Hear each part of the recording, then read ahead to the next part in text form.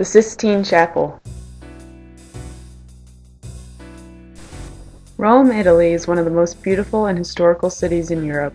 There are countless monuments and works of art that make it one of the most culturally rich places in the world. One of Rome's most impressive and interesting places is Vatican City. Vatican City was declared a sovereign city-state in 1929 and is home to just over 800 people. St. Peter's Basilica, the Pope's official residence, sits high on a hill, its pearl dome a landmark for all who travel to Vatican City. Thousands of tourists visit St. Peter's Square every year to see and experience one of Christianity's oldest institutions. One of the most visited places in Vatican City is the Sistine Chapel, which is admired for its architecture as well as its majestic paintings and frescoes. The Sistine Chapel was commissioned in 1473 by Pope Sixtus IV, for whom it is named.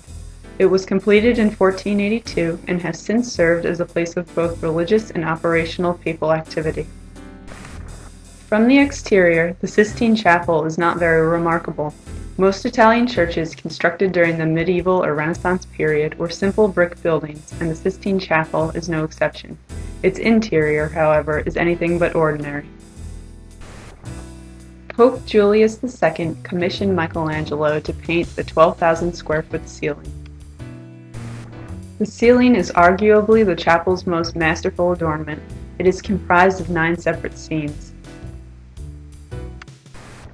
Michelangelo began work on the ceiling in 1508 and completed it in 1512. He was further commissioned in 1537 to decorate the wall behind the altar.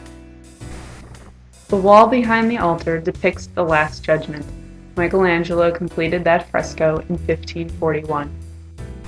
In 1515, Pope Leo X commissioned Raphael to design a series of 10 tapestries to hang around the lower tier of the interior walls. The subjects Raphael chose were based on the text of the Acts of the Apostles. Due to their large size, the tapestries were manufactured in Brussels, Belgium, and returned to Italy upon completion 4 years later. The Sistine Chapel serves as the site for particularly important church services, as well as the papal conclave, the process by which the cardinals elect a new pope. The election is handled traditionally, with the cardinals casting their votes by ballot. The ballots are tallied and burned in the Sistine Chapel stove. Chemicals are added to the stove to taint the smoke either black or white. Smoke signals are used to communicate the outcome of the election to the public.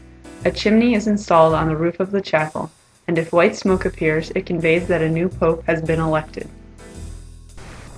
If black smoke appears, the public knows that the cardinals have not yet reached a majority and a pope has not been elected.